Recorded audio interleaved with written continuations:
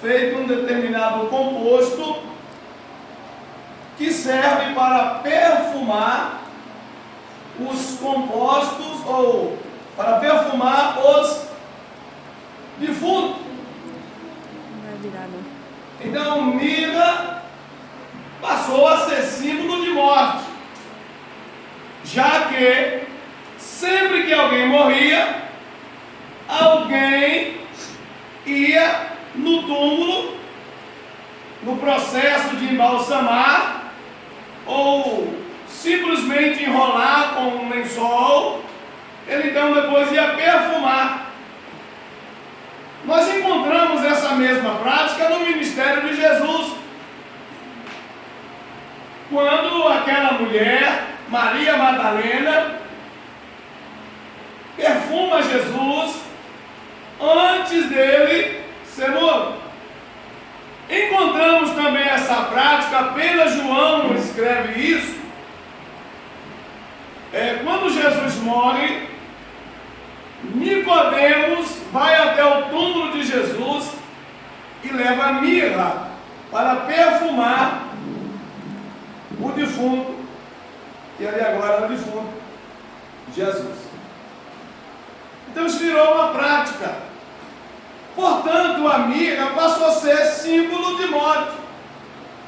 Então associar esmirna e morte era algo comum. Mas como falamos à igreja de Éfeso, que nós falamos semana passada, a primeira coisa que Jesus faz quando ele se apresenta ao anjo da igreja, ele vem com um atributo. Atributo é uma característica do caráter divino. E são características que são imutáveis. Por exemplo, um dos atributos de Deus, onipotência. Um outro atributo, onisciência. Um outro atributo, onipresença. Os três ônibus. Somente Deus tem. Jesus também tem, o Espírito Santo também tem. Então Jesus apresenta-se para a igreja de Esmirna, dizendo o seguinte: eu sou o primeiro e eu sou o último. Eu fui morto e revivi. Então ele está dizendo: eu sou eterno. Ele se apresenta para a igreja de Esmirna como um ser eterno. Eu não sei se eu vou conseguir transmitir tudo que eu remoí hoje, mas eu vou, nesses 30 minutos, quem sabe eu passar pelo menos 15%, já vai ser uma vitória muito grande. Nós olhamos para este texto e particularmente eu digo para vocês, quando eu escuto algumas coisas por aí afora, e não só escuto como vejo, eu às vezes penso que eu não estou mais aqui. E eu chego a pensar que eu estou em um outro planeta. E eu quero falar de uma cultura, porque antes de eu falar disso aqui, eu preciso mostrar a nossa realidade. Foi dito aqui, foi lido aqui, em 2 Timóteo capítulo 4, que nos últimos tempos iria amontoar doutores para si, para transmitir uma mensagem a seu bel prazer, ou seja, mensagem a gosto do freguês. E quer ver uma mensagem a gosto do freguês? Uma mensagem que tem sido introduzida no meio cristão, que passou a ser conhecida por teologia da prosperidade, que foi trazida por Kenneth Reagan para introduzir no meio cristão algumas verdades dentro dessa teologia da prosperidade, alguns conceitos que são expostos através dessa teologia e é colocado como se fosse das Escrituras. Então Jesus disse: errais por não conhecer as Escrituras e nem o poder de Deus. Então o problema dos cristãos do século 21, que está sendo enganado pelos falsos doutores, é que eles não querem ler Bíblia, eles não querem participar de culto de ensino, eles não querem participar de escola bíblica dominical, não querem ser instruídos por pastores que de fato têm compromisso com a Bíblia Sagrada, e aí são levados por todo o vento de doutrina, como a aberração que tem aí, transferência de unção. Ou transferência do quê, irmão?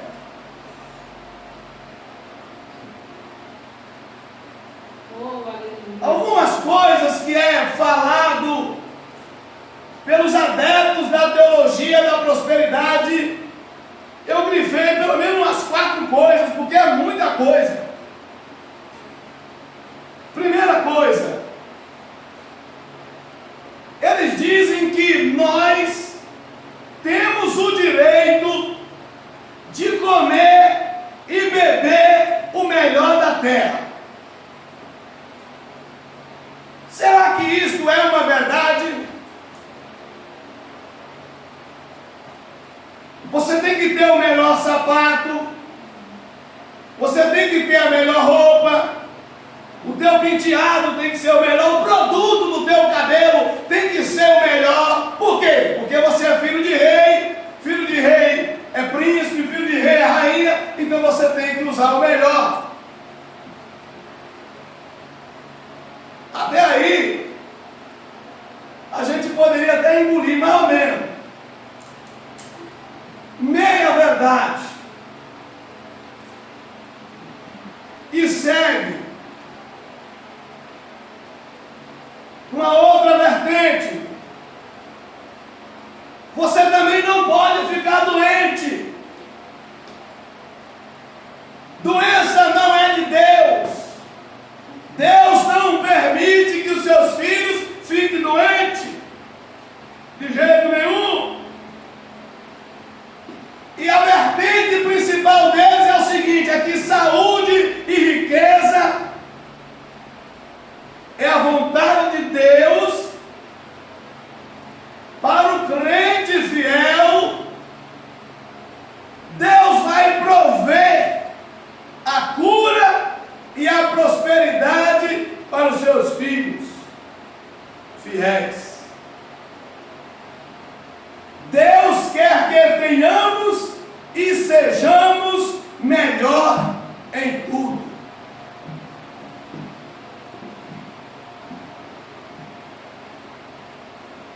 Mas o que mais nos assusta é que, se confrontarmos com Jesus Cristo, que veio ao mundo, que não tinha nem onde reclinar a cabeça, então seremos interpelados que ele se fez pobre para que fôssemos ricos. Mas meia verdade, juntando as duas, não faz uma. Continua sendo meia e meia. Em segundo lugar, essa você não vai gostar. Os médicos, eles foram dados por causa dos crentes incrédulos. Então você está doente porque você não tem fé. Então os médicos foram dados para você, crente incrédulo. Isso diz a teologia da prosperidade. Você fica doente porque você não crê. Porque Deus não quer isso para você. Isso é o que diz os adeptos deste ensino. os adeptos de Reagan. Terceira coisa, todo crente consagrado tem o direito de exigir uma vida financeira agradável. E qual é a lógica? Você é um legítimo filho de Deus agora. Portanto, deve exigir o seu direito de filho para ter o melhor e desfrutar o melhor.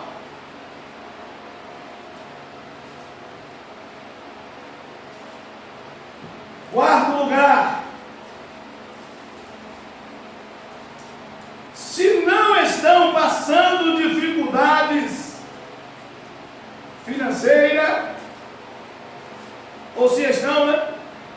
É porque não fez a oferta adequada o suficiente ou suficientemente alta.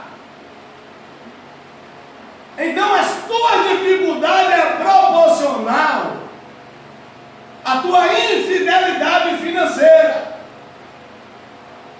Se você quer um grande milagre, você precisa dar uma grande oferta. Se você quer uma grande cura, deve fazer um grande sacrifício.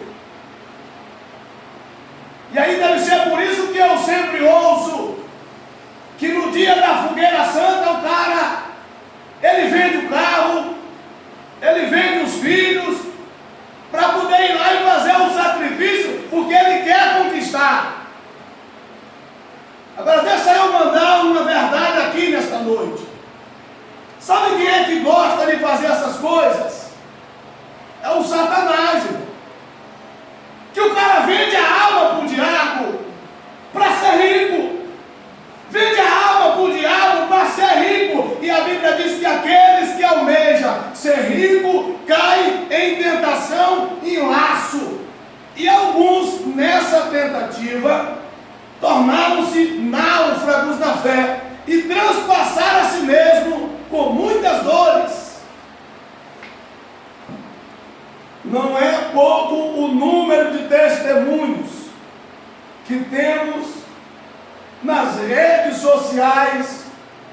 O YouTube está aí para revelar para quem quiser, de pessoas que fizeram pacto com Satanás e tiveram êxito, tiveram sucesso financeiro, mas perdeu a sua vida.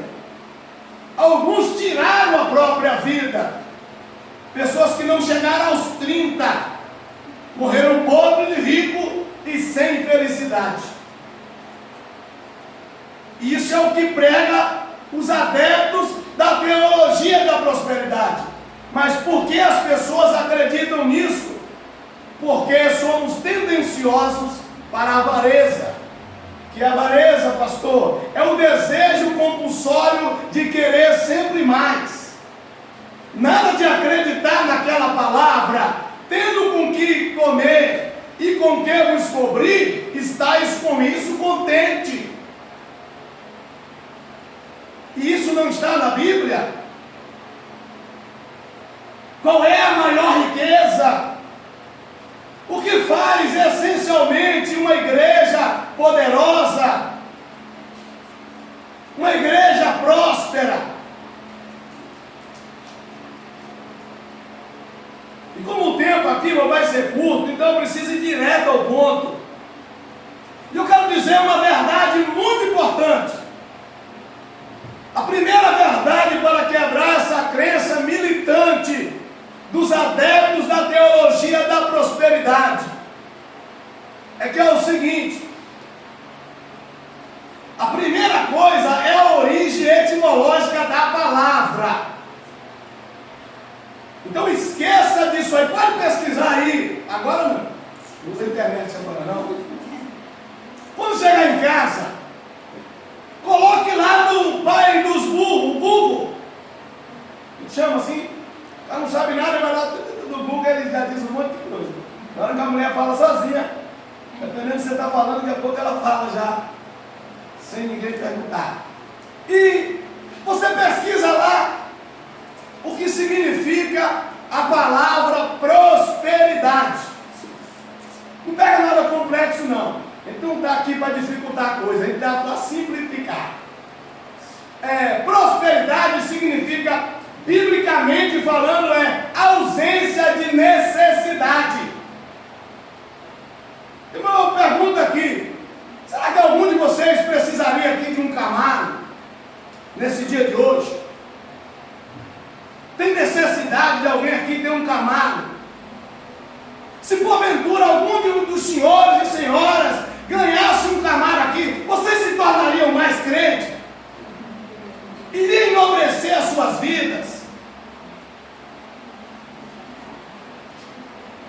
Então eu não preciso de um Camaro, irmão.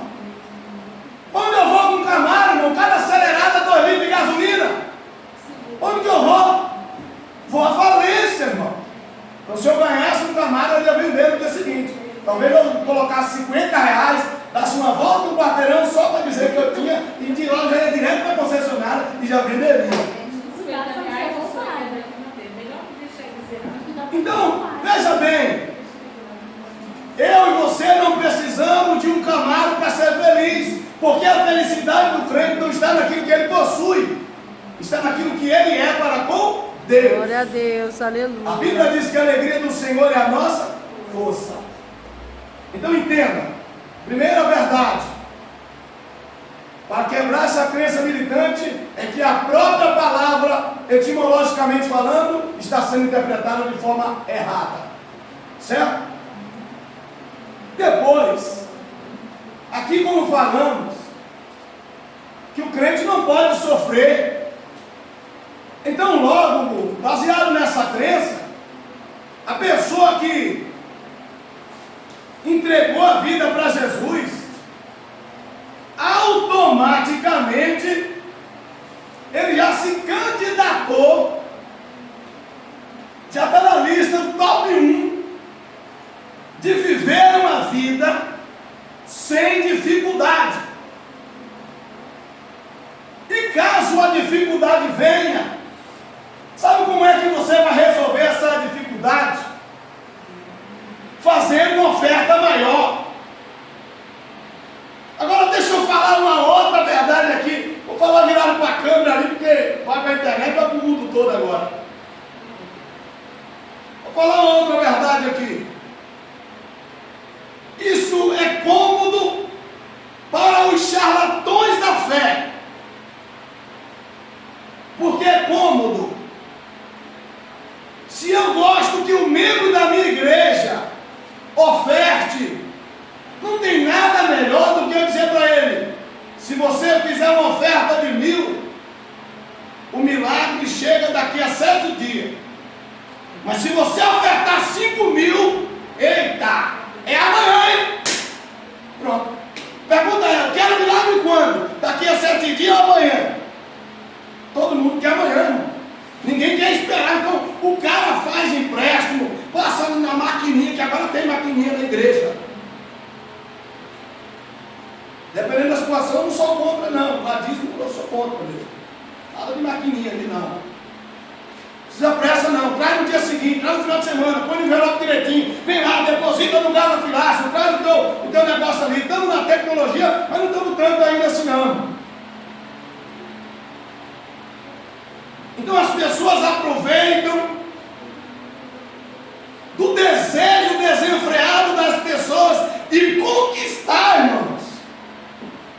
E se esquece da maior de todas as conquistas, que é a salvação. A Bíblia diz que tudo é de Deus. Deus é dono de tudo, é dono da prata, é dono do ouro. O proverbista disse que a bênção de Deus é quem nos enriquece e ela não nos acrescenta dores. Ela não nos acrescenta dores. Entenda de uma vez por todas que Deus não precisa do teu dinheiro. Você não vai conseguir comprar milagre. E uma outra verdade aqui: o que não falta é de gente picareta, mentiroso, filho do cão, simulando milagre dentro de algumas igrejas.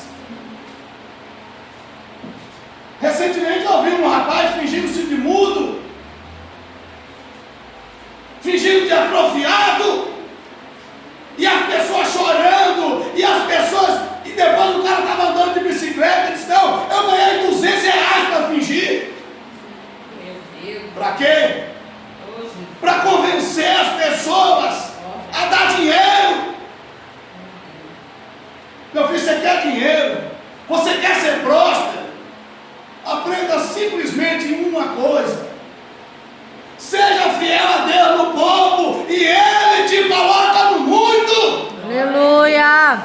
Eu não vi nenhuma vez na Bíblia dizendo assim, ó, se a oferta for maior, o milagre é maior. A viuvinha levou 3 moedinhas ali, e quando Jesus foi fazer a avaliação, disse, ó, essa daí ofertou mais do que todo mundo, porque ela deu da sua pobreza tudo que ela possuía. Agora, vem aqui. Tem gente se apegando nisso aqui, ó. Ela deu tudo que possuía. E aí incentiva as pessoas. Dê tudo para Deus. Isso é interpretação forçada. Foi ela, aquilo era tudo que ela tinha. E ela decidiu, por livre e espontânea vontade, doar. Não tem nada de errado nisso. Mas foi ela que decidiu. Ela não foi coagida. Ela não foi ministrada por um período de 2 horas, fazendo ela acreditar que se ela desse, ela receberia algo em troca. Agora, isso é o contexto atual. E eu preciso falar, pelo menos um pouco, sobre o contexto dessa carta. O verso 9, Jesus diz que Ele sabe as obras na igreja. Deixa eu te falar, você não precisa, aquilo que você fez para Deus, não precisa colocar no YouTube, no Facebook, no Instagram.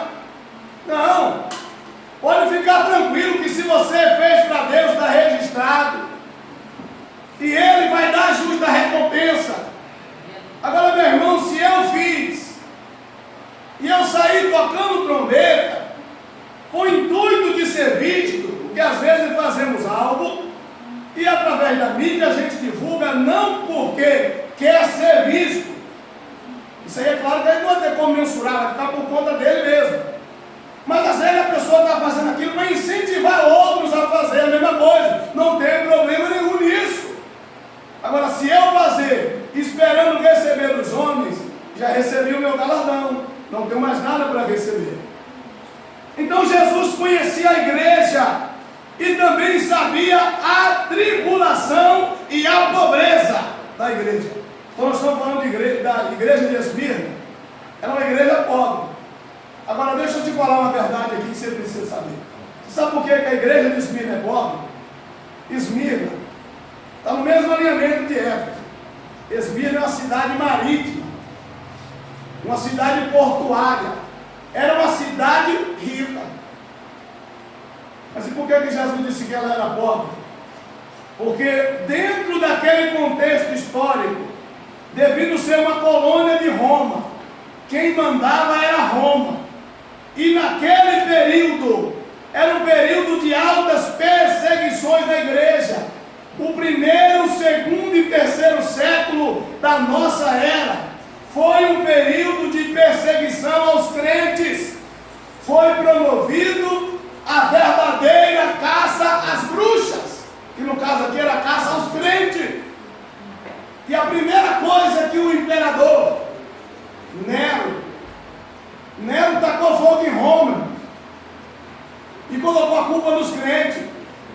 E aí começa a perseguição. Os crentes passam a ser odiados. A Roma tinha 14 bairros. Nesse incêndio que Nero mandou fazer, 10 bairros foram incendiados. E quem era o culpado? Os crentes. Então os crentes passaram a ser perseguidos, como se fosse nada, como se fosse o mais vil dos vils. E o que é que mais nos oprime e nos faz recuar? A fome, a escassez de recursos. Então Roma breca os recursos. Se tinha uma coisa que Roma sabia fazer, era isso. Por quê? Ela tinha um sistema em que as pessoas deveriam obedecer de forma cega, 100%. Então, se o comerciante vendesse para não crente, ele poderia ser perseguido também e ter o seu comércio fechado. Então, a pobreza aqui no original, a origem etimológica aqui é miserável. Esmirna é uma igreja pobre de Marredeci. Esmirna está vivendo à beira da miséria. Mas você sabe o que é que Jesus diz para os crentes de Esmirna, em meio à sua pobreza? Vocês são ricos. Então vamos lá, irmãos. Os adeptos da teologia da prosperidade diz que você tem que ser rico para ser rico.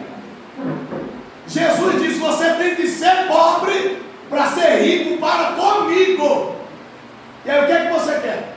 Você quer ser rico para ser visto pelos homens, ou você quer ser rico para ser visto para com Deus?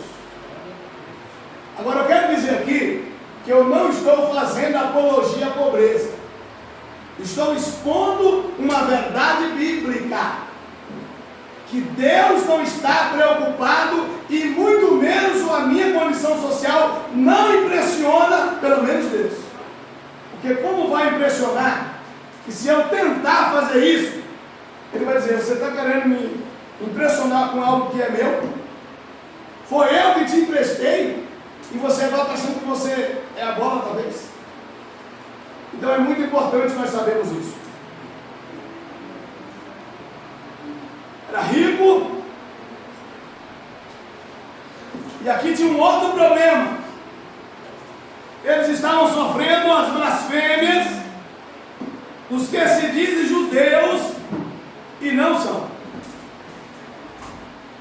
Quantas das vezes nós achamos que o indivíduo é e ele não é? Achamos que é nosso amigo, mas o cara está jogando na esquerda. Estamos achando que o camarada, conta comigo, eu estou contigo e não abro, daqui a pouco ele já abriu, já faz tempo, e você nem viu. Então nós temos aqui um problema um problema na raiz, que é o quê? A nação de Israel. Em Deuteronômio, Israel é chamado a congregação do Senhor, que Deus habitava no meio. Você sabe agora aqui em Apocalipse quem é Israel? Eu vou ler para vocês aqui para não dizer que é eu que estou inventando. A blasfêmia dos que se dizem judeus e não são, mas são a sinagoga de Satanás. Então aquele que era para ser luz agora era trevas. Que era para servir a Deus agora está servindo o diabo. E você sabe o que é que mais nos espanta? Nós estamos falando de pessoas dentro da igreja. Aqui não está falando da igreja. Não estou falando do meu amigo não crente que vai ver esse vídeo. Aqui está falando daquele que diz que é servo de Deus, mas está servindo ao cão. Já virou a congregação de Satanás faz tempo e está achando que é congregação de Deus. Por quê? Perdeu a característica de luz, perdeu o contato, perdeu o amor, perdeu a dignidade, perdeu a comunhão. Agora, o Senhor Jesus disse: apesar de você estar vivendo no ninho do cão, eu quero falar para vocês o seguinte: nada tema das coisas que vocês irão padecer.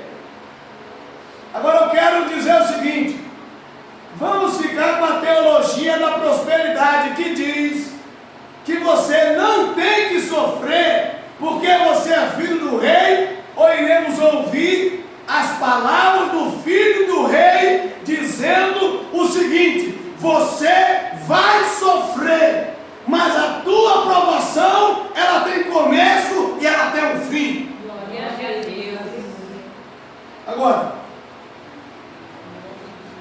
Para a gente conceituar,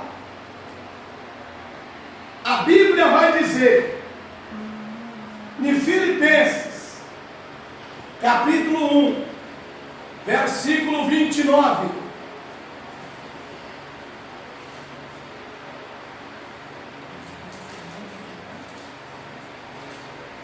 está escrito assim: porque a vós vos foi concedido, em relação a Cristo, não somente a crer nele, como também padecer por ele.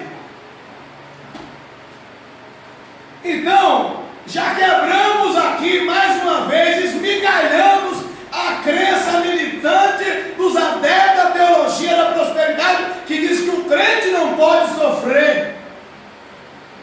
Sofrimento da vida do crente advém de duas formas: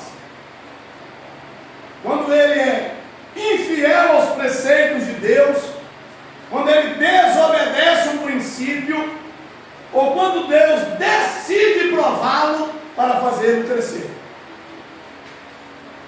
Na segunda carta de Paulo aos Coríntios, o capítulo de número 4 e o versículo de número 17, tem mais uma vitamina aqui para nós.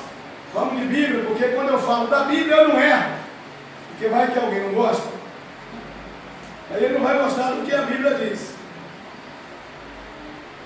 Diz o seguinte: porque a nossa leve e momentânea tribulação produz para nós um peso eterno de glória muito excelente, não atentando nós nas coisas que se veem, mas nas que se não veem, porque as que se veem são temporais, e as que não se veem são eternas. Então nós não estamos aqui buscando uma casa terrena, nós estamos de olho numa casa espiritual e eterna. Então os crentes de Esmirna estavam sendo provados? Sim. Ia passar uma provação de 10 dias? Sim. Mas eles tinham certeza que essa provação tinha um fim. Agora, a verdade é que 10 dias não ser, a ideia de 10 dias é que seria um período curto, mas não temos um dado de fato para comprovar o tempo. Mas o fato é que a igreja de Esmirna, ela passou por um período de perseguição de no mínimo 10 imperadores que foram ferrenhos. Deixa eu falar uma coisa para vocês aqui. Será que os crentes de antigamente foram mais crentes ou menos crentes do que nós? Foram mais? Foi não? Foi? Então vamos lá então. Se nós pegarmos o apóstolo Pedro, que quando se converteu, foi um exímio pregador, 2 pregações, quase 10 mil almas. Depois que se converteu, antes ele só andava com a biscola na mão, o negócio dele era tiro, porrada e bomba, mas depois que ele se converteu, aí era só Bíblia, era só oração, era poder do Espírito. O camarada tentou enganar, disse: você está querendo enganar quem? Você está enganando a Deus. Irmão. E o camarada caiu de perna para cima lá e morreu. Morreu ele, morreu a esposa, porque tentou enganar Pedro. Mas Pedro foi crucificado de cabeça para baixo. Ele mesmo pediu para ser crucificado, tá? Então os crentes do nosso século, eles tinham uma visão 100% de prazer em morrer por Cristo. O que Paulo escreveu, que nós, em relação a Cristo, foi concedido não somente a viver por Cristo, mas morrer por Cristo. Ou seja, morra, mas não nega Jesus. Então nós temos Pedro crucificado de cabeça para baixo. Nós temos mais alguns aqui, nós temos André, também foi crucificado. Filipe foi, não disse qual foi a morte, mas a história diz que foi uma morte cruel, porque ganhou a esposa de um procônsul para Jesus. A minha esposa aceitou Jesus e aceitou. E ela não vai deixar Jesus, não. Não podia matar a esposa, matou o filho. E eu estou falando aqui de Filipe, aquele cheio do Espírito, que o Espírito o arrebatou, um diácono. Tem gente que despreza o diaconato, né? Se o camarada não for um bom diácono, nunca será um presbítero, nunca será um evangelista, nunca será um pastor, pelo menos bom não. Ele pode ser ungido aí com qualquer lugar, mas para ser bom não, porque para ser bom você tem que fazer a base. E a base é o diaconato. Filipe começa como diácono ele era cheio do Espírito Santo e pregava na unção do Espírito. Aleluia. Depois ele se tornou um evangelista, porque como diácono ele já desenvolvia a função de evangelista. Só recebeu o título porque ele já era. E ele, cheio do Espírito Santo, ele continua pregando e morreu por causa do Evangelho. Nós temos Judas, foi martirizado. Matias foi queimado na fogueira. Os imperadores de Roma, irmãos, bem como Nero, sabe o que eles faziam com os crentes de Esmirna? Envolvia ele num maço de madeira e de feno e fazia tocha humana. Pegava um animal, envolvia o pelo desse animal no crente e soltava cachorros famintos para morder os crentes até matá-los. É disso que nós estamos falando para receber este evangelho. Por isso Paulo diz o seguinte: se vier uma outra pessoa, ou até mesmo um anjo do céu, e anunciar um outro evangelho, além do que nós já pregamos, é maldito. Por isso eu digo nesta noite, sem medo de errar e de ser feliz, o evangelho da prosperidade não é bíblico. E por não ser bíblico, o evangelho da prosperidade, ele é maldito. O evangelho que não procede da cruz, porque a cruz é símbolo de sofrimento. Cristo sofreu por mim e sofreu por ti, e nós precisamos sofrer por Ele. Ele disse: no mundo tereis aflições, mas tende bom ânimo, porque eu venci o mundo. Você sabe por que você tem que resistir às tribulações, resistir às provações? E aqui eu encerro. Porque se você não resistir às provações, você vai morrer espiritualmente. E a morte espiritual, ela vai causar em nós o desvio permanente. Morte espiritual na Bíblia é a separação permanente do homem para com Deus para toda a eternidade. Então, do que adianta ser rico aqui na terra e não ir para o céu? A Bíblia diz: do que adianta o homem ganhar o mundo inteiro se ele perder a sua alma? Entenda que se Deus quiser que você seja rico, você será, e ponto. Se Ele quiser enriquecer você catando latinha na rua, Ele vai fazer você prosperar. Porque a Bíblia diz que a bênção de Deus, ela é quem nos enriquece, e ela não nos acrescenta dores.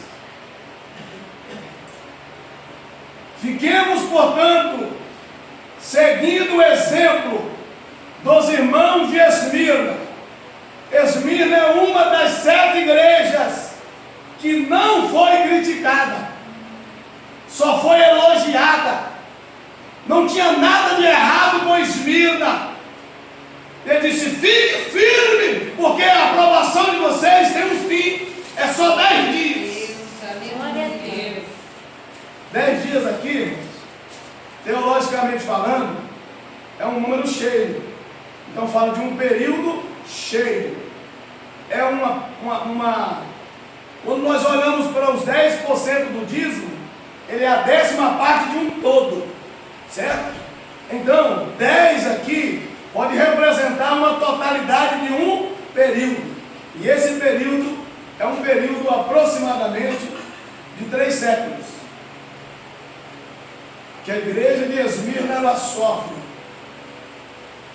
perseguições, e os 10 imperadores subsequentes ali do seu tempo sofrem ou perseguem tanto que eles sofrem muito por amor a Cristo. Então, crente na igreja de Esmirna, ser crente em Esmirna era dar de cara com a morte.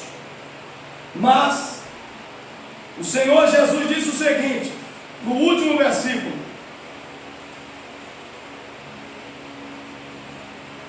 ser fiel até a morte, no verso 10, a última parte, e eu te darei a coroa da vida. Quem tem ouvido, ouça o que o Espírito diz às igrejas. O que vencer não receberá o dano da segunda morte. Então Jesus está dizendo: você vai morrer por mim, mas quando você ressuscitar, você estará para sempre comigo, e você não provará a segunda morte, ou seja, o inferno, a separação permanente do homem de Deus. Fique com essa palavra na noite deste dia, em nome do Senhor.